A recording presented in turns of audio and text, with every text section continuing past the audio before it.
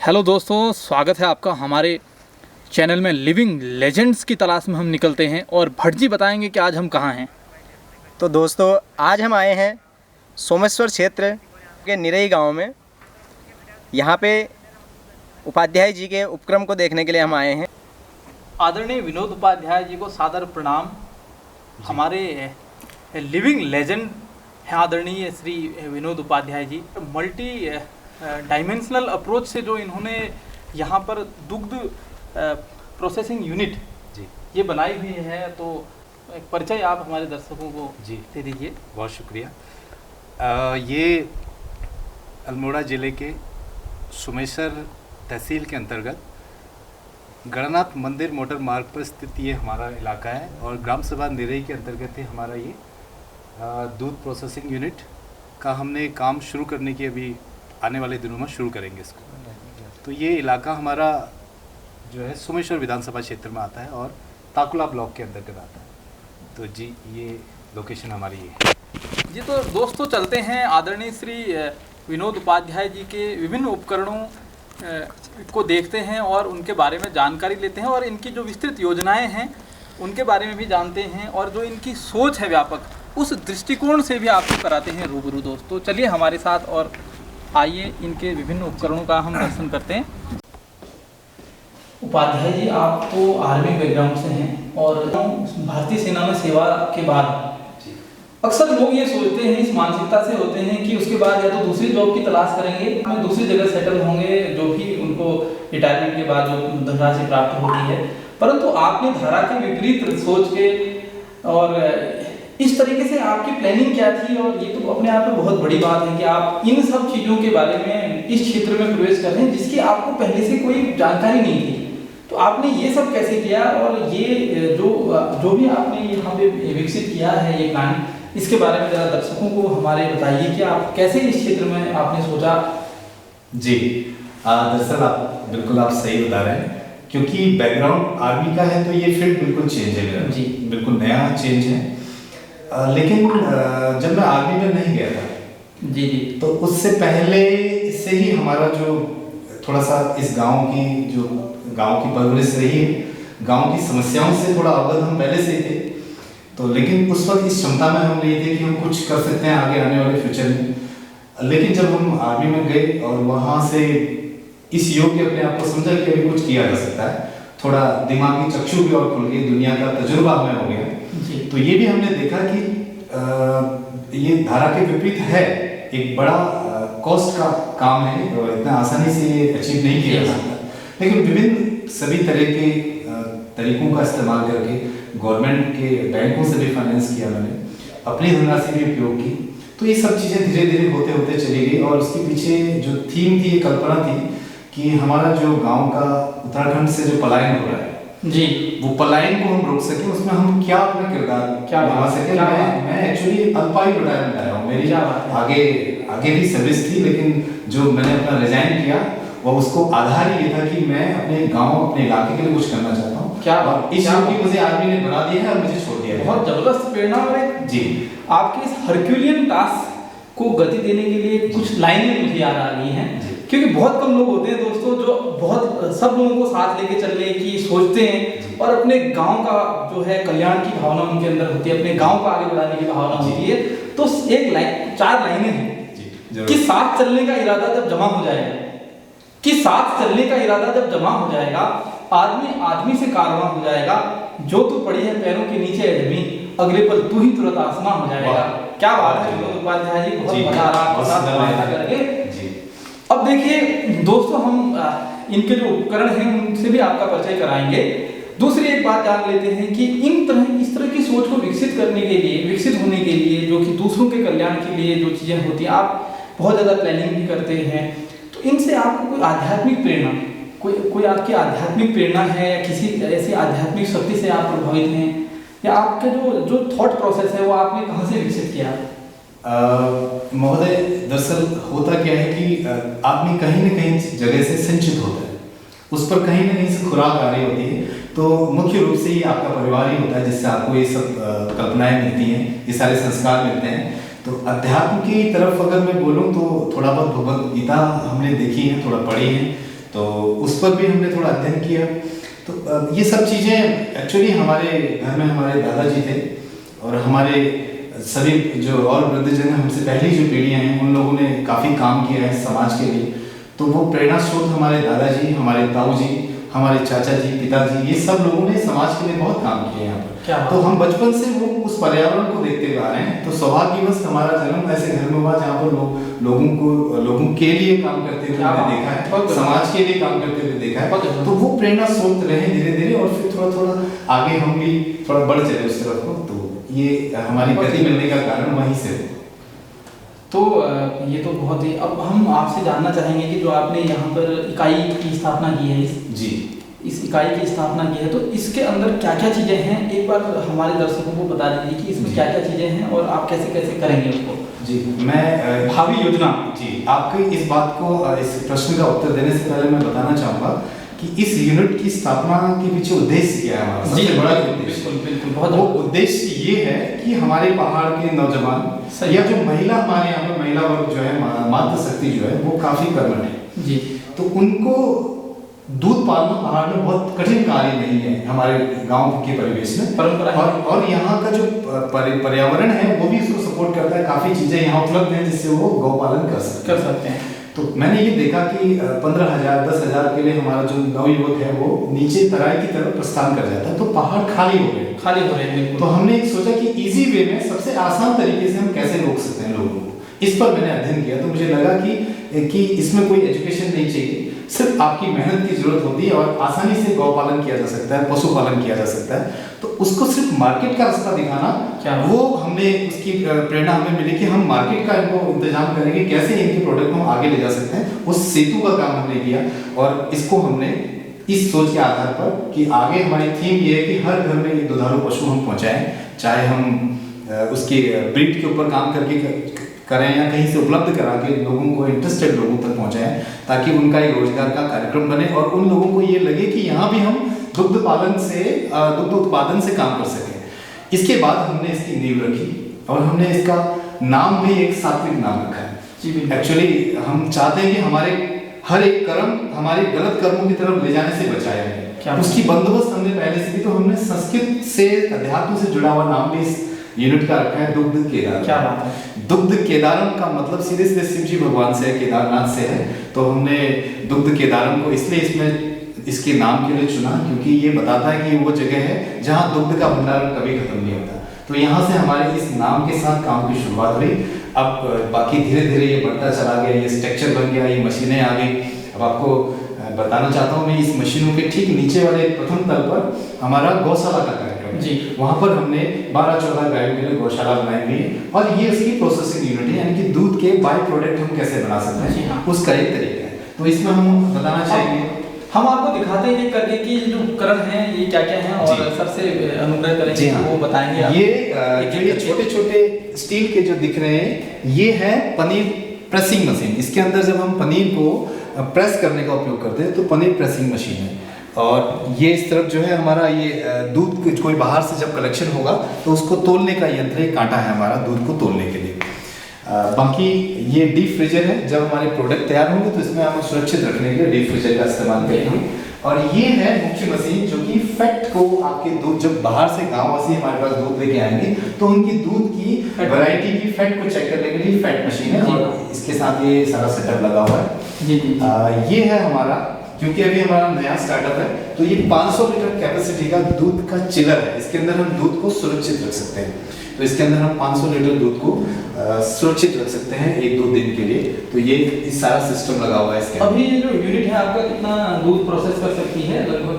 ये यूनिट वैसे तो पूरी जो आपकी यूनिट है जैसे एक दिन में कितना मिल्क जो है सप्लाई कर सकती है? हम लोगों ने शुरुआत में 1000 लीटर की कैपेसिटी के लिए तैयारी की हुई है।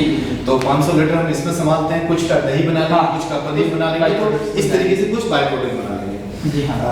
ये है हमारे, क्योंकि जब हमारा ब्रांड हो चुका है तो ब्रांड में हम पनीर का जो पाउच पैक करेंगे तो ये हमारा वैक्यूम पैकिंग मशीन है। इसके अंदर हम पनीर के पाउचेस को रख के इसकी वैक्यूम पैकिंग करेंगे ताकि उसके अंदर कोई एयर ना रहे और वो कुछ दिनों के लिए, 10-15 दिनों के लिए उसकी वैलिडिटी एक्सपायरी नहीं है। ये जो मशीन है ये कर्ड मेकिंग है। इसके अंदर हम इसके अंदर हम जो है 3 घंटे में 50 किलो दही का निर्माण कर सकते हैं। ये मशीन इस तरीके की है कि इसके हम 50 किलो दही बना सकते हैं। दही बनाने की मशीन है। इसके साथ ही ये हमारी मिल्किंग मशीन है। मिल्किंग मशीन ये हम गाय के थन पर लगा देते हैं इस तरीके से जी, और ये हल्का हल्का जैसे आदमी हाथ से निकालता है वैसे सक्शन करके दूध को निकाल के इसमें स्टोर कर देता है। Man power reduce. जी हाँ, मैन पावर हमारा मुख्य उद्देश्य ये है कि हमारे कार्यस्थल पर कम से कम मैन पावर हम ज़्यादा से ज़्यादा काम करें। तो ये मिल्किंग मशीन होगी और ये मल्टीपर्पज है हमारा। ये दूध को गर्म करने के लिए भी 120 लीटर कैपेसिटी का है।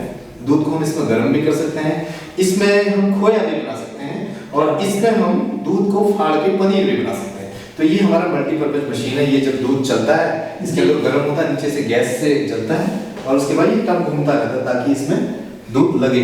और ये जो यूनिट आपने बनाई हुई है ये इंसुलेटेड भी है और बहुत सारे हीट प्रूफ है और लाइट वेट भी है जी। इसका जरा बताइए। जो जी, ये एक्चुअली हमारे पहाड़ में कम दिखाई देते हैं। ये जो है पफ पैनल से बनी पफ पैनल। जी हाँ, और ये बनाने में निर्माण में बहुत कम समय में ये निर्माण हो जाता है। दूसरा वातावरण पूरी तरह वातावरण के अनुसार बनी हुई है। अंदर इसमें बाहर का टेम्परेचर नहीं आता है और जो है बाहर का अंदर नहीं, अंदर का आसानी से काम किया जा सकता है। दूसरा ही काम थोड़ा हाइजीनिक है। इसको हमें हाइजीन मेंटेन करना होता है तो ये उस दृष्टि से काफी सुरक्षित है। तो आरसीसी में वो बात नहीं होती है क्योंकि ये थोड़ा सा हमारा लोकेशन वाइज और क्योंकि पहाड़ी इलाका है, ठंड भी पड़ती है तो इसके अंदर काम करने से हमें कोई फर्क नहीं पड़ता। क्या बात है जी। दोस्तों अब जाते हैं गौशाला की तरफ और जानते हैं विनोद उपाध्याय जी की रचनात्मक सोचों को और इनोवेटिव सोचों को। हम देखते हैं कि वहाँ किस तरीके से इन्होंने गौपालन में जो है टेक्नोलॉजी का इस्तेमाल किया है। चलिए चलते हैं जी। दोस्तों अब हम आपको दिखाते हैं कि उपाध्याय जी ने किस तरीके से प्लान तरीके से वाटर के वेस्ट को बचाने के साथ साथ किस तरीके से गायों को पानी की कमी ना हो इसकी उचित व्यवस्था की हुई है। सर बताइए इसमें आपने किस तरीके से इंतजाम किए हैं? जी बिल्कुल, आपने सही फरमाया। सबसे बड़ा इसको प्रपोज इस काम को करने के पीछे हमारा उद्देश्य ये था कि जानवर बोल नहीं सकता है जी। उसको रात को अगर प्यास लगे तो वो कैसे बोलेगा। हमें अपने पशु का भी बिल्कुल ख्याल रखना है और इस काम में घुसने से पहले आपको पशु प्रेमी होना अनिवार्य है। जी। तो ये हमारी थीम थी। तो ये क्या है, हमने एक ये वॉल लगा दिया इसमें एक तरफ जी, एक यहाँ पे बना दिया। जी हाँ, ये वॉल लगाने का उद्देश्य ये था। ये मेन टैंक हो गया हमारा और नीचे अंडरग्राउंड हमने हर वाटर चैम्बर पर इसका कनेक्शन दे दिया है और सभी की हाइट के हिसाब से इसको वॉल को बंद करने का आपने सेटिंग कर दिया है। जिससे होता क्या है, पानी के सभी चैम्बर में पानी भरता तो है लेकिन छलक के बाहर नहीं आता है और जैसे ये उस हाइट पर आता तो अपने आप लॉक हो जाता है। जिससे क्या होगा कि आपको मैन पावर की जरूरत नहीं है पशु को पानी पिलाने। ऑटोमेटिक सप्लाई होते रहे। पशु अगर पानी पिएगा तो बॉल फिर से डाउन होगा और फिर से फिलअप हो जाएगा और इससे क्या होगा, पानी बर्बाद भी नहीं होगा और जब जानवर को पानी की जरूरत है तब वो पानी पी सकता है। ये इसका पीछे हमारी थीम थी। तो ये इस तरह से ऑटोमेटिक वाटर यहाँ पे भी आपने फिटिंग कर ये बांधने के लिए बनाया आपने? जी हाँ, ये पशु को बांधने एंकर करने के लिए हमने ये कड़े लगाए हैं ताकि वो कभी इधर उधर। और ये खाने के लिए जी, ये खुरली है जिसपे कि वो चारा खाएगा और ये भी थोड़ा डिजाइन वाला होता है, कर्व में होता है ऐसे, क्योंकि कर्व में होने से वो उसकी जीभ से अच्छे से उसको क्लीन कर देता है, नहीं तो फंगस होने के चांस। और हम आपको दिखाना चाहेंगे कि जो इन्होंने ये जो सतह बनाई हुई है वो थोड़ा सा टिल्टेड, थोड़ा सा झुकी हुई है और आप बीच में देख सकते हैं कि दोनों तरफ से थोड़ा सा झुकी हुई है। और यहाँ पर जो है ये इंतजाम ऐसे हैं कि जो भी वेस्ट जनरेट करते हैं, जो भी गोबर या फिर गौमूत्र जनरेट होता है उसको किस तरीके से यहाँ से आप यहाँ से देख सकते हैं कि यहाँ पे एक टैप लगा हुआ है और जैसे ये ऑन हो जाएगा, तो यहाँ से पानी सप्लाई होगा, इससे पानी आता जाएगा और जो है पानी से जो है सफाई करना आसान रहेगा, जिससे कि पूरी गौशाला को साफ किया जा सकता है और बहुत कम समय में। और हम आपको दिखाना चाहेंगे कि इसके बाद में जो गोबर और गौमूत्र है, जो एनिमल वेस्ट है वो सीधा जा रहा है, वहां से कनेक्ट हो रहा है। दरअसल ये जो गौशाला का निर्माण है टेल टू टेल प्रोसेस पर है, यानी कि दोनों तरफ गायों की पूंछ एक साथ रहती है और एक तरफ को गाय अपना खाना खाती है। तो इसके वेस्ट पर मेन पावर न लगे करके हमने ये इसको इस तरह ढलानदार बनाया है ताकि वो वेस्ट हो भी तो अपने आप बीच में आ जाए। और लास्ट में हमने एक प्रेशर पॉइंट दिया है कि कम मेन पावर में एक ही आदमी इसको एक झाड़ू से प्रेशर पॉइंट से पूरा गोबर को हिला के इसमें पानी में मिक्स करके इस रूट के तरह आपका इस चैम्बर में चला जाएगा। इसके बाद से होते हुए ये आगे चैम्बर बनाया। जी आगे हमने चैम्बर बनाया और लास्ट में बायोगैस प्लांट के अंदर वो घुला हुआ गोबर, क्योंकि बायोगैस प्लांट में हमें घोला हुआ ही गोबर देना पड़ता है, और अगर हम ऐसी व्यवस्था न करें तो हमें एक अलग से चैम्बर बनाना पड़ेगा बाहर और 2 मेन पावर्स गोबर को उठा के वहां डालेंगे और घोलेंगे। लेकिन हमने ये सारी व्यवस्था को यही बना दिया ताकि गोबर यहाँ से हम घोल के डायरेक्टली गोबर गैस के प्लांट में भेज सके और ये अच्छे से हम इसका सदुपयोग कर सकें। आगे आपको दोस्तों एक ऐसी चीज दिखाने वाले हैं जिसमें कि आप सोचोगे कि इस हद तक भी सोच विकसित हो सकती है, किस तरीके से गायों के खुरों को डिसइंफेक्ट किया जाए या सैनिटाइज किया जाए जब वो बाहर से अंदर की तरफ आ रहे हैं, उसके बारे में आपको बताते हैं। जी दोस्तों, जब गाय यहाँ से अंदर की तरफ प्रवेश करेंगे द्वार की तरफ, बाहर से चारा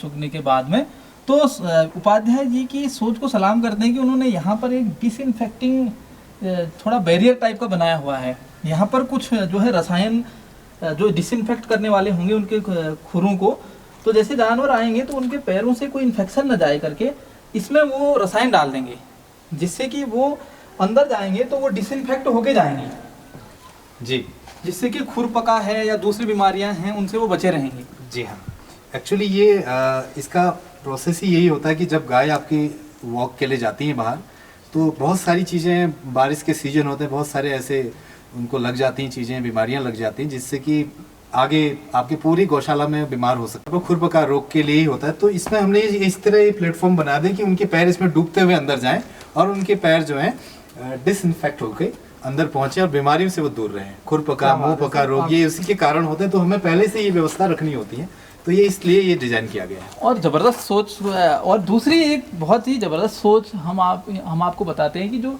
ये जगह है, ये काफ़ी ऊपर में हाइट में है, तो यहाँ पानी जो है दूसरी जगह से लाना पड़ता है। तो सर ने रेन वाटर हार्वेस्टिंग का एक ज़बरदस्त आइडिया यहाँ पे लगा के रखा है। ये जो पाइप्स आपको देखने को मिल रहे हैं, पूरे बिल्डिंग से पाइप्स लगे हैं और नीचे यहाँ पे वो एक बहुत बड़े टैंक से जुड़े हुए हैं। इतना ही नहीं, हम आपको बताना चाहेंगे कि उस पानी को प्यूरिफाई करने के लिए भी वहाँ पे प्लानिंग की गई है। सर हम देखते हैं थोड़ा सा यहाँ पे जी, किस तरीके से जो है इसको यहाँ पे जो पानी आ रहा है, खड़ा कर दूसरी ये जी, इसको प्यूरिफाई करने के लिए 2 अलग अलग टैंक यहाँ पे बनाए गए हैं। इस टैंक में तो सर ने जो छोटे छोटे पत्थर के टुकड़े हैं वो डाल के रखे हैं जी, और दूसरे वाले में जो है इससे एक टैंक और है जिसमें कि सेडिमेंटेशन और डिकेंटेशन की प्रोसेस से, जैसे कि वो जो भारी चीज़ें होती हैं वो नीचे सतह पे रह जाती हैं, जो कंकड़ पत्थर इत्यादि टैंक में नहीं जाते हैं जी। इससे तो जो बड़ी गंदगियां होंगी वो रुक जाएंगी जी। और उस वाले टैंक से हम देख सकते हैं कि जो छोटी पूरा फिल्टर होके पानी, और उस टैंक में हम आपको दिखाते हैं अभी कि पानी कितना साफ है जी, जो कि असली इनका रेन वाटर हार्वेस्टिंग टैंक है। अब पानी का कलर आप देख सकते हो और कितना साफ पानी है और कितने अच्छे तरीके से ये जो है रेन वाटर हार्वेस्टिंग का एक मॉडल बनाया हुआ है। तो सेल्फ सस्टेनेबल सिस्टम इन्होंने लगाया हुआ है, साथ में इन्होंने सोलर लाइटिंग यहाँ पे लगाई हुई हैं जिससे कि जो है जो इलेक्ट्रिसिटी पे ओवर डिपेंडेंस ना हो जी। और ये भी अपने आप में इन्होंने काफ़ी ज़्यादा सोलर लाइटिंग यहाँ पे करी हुई है जिससे कि लाइट की दिक्कत ना हो।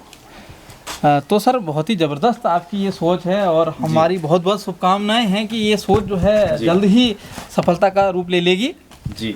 और आपको हमारी तरफ से बहुत बहुत शुभकामनाएं। और आज के कार्यक्रम में आपने वक्त निकाला, इसके लिए हम आपके आभारी रहेंगे। बहुत शुक्रिया, आप सब लोग आए और इस तरह से हमारे जो एक हमने जागृति की है उसको आपने परिभाषित करने की कोशिश की। इसके लिए आप सभी भट्ट जी का, आपका बहुत तहे दिल से हम शुक्रिया अदा करते हैं। दोस्तों, अब यहाँ पर हमारे जो साथी हैं भट्ट जी और हमारे प्रेरणा स्रोत धीरज पांडे जी, उनके बीच के वार्तालाप को भी आप तक पहुँचाते हैं।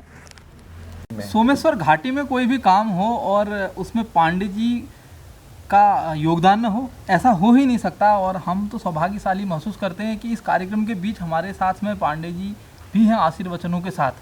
तो पांडे जी, भव्य स्वागत है आपका। हाँ, बहुत बहुत शुक्रिया गैतोड़ी जी और हमारे पंकज जी, विनोद उपाध्याय जी और रमेश भाई।